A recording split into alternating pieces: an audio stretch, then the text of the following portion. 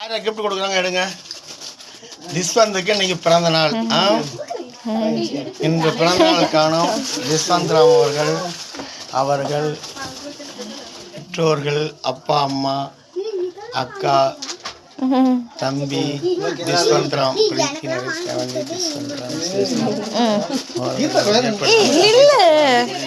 வாழ்க வாழ்க வாழ்க.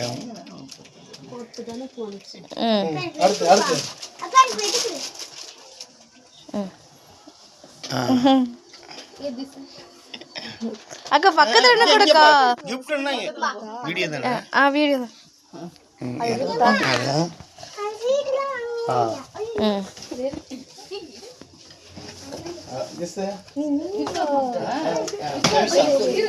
சபி வாங்கிக்கோ.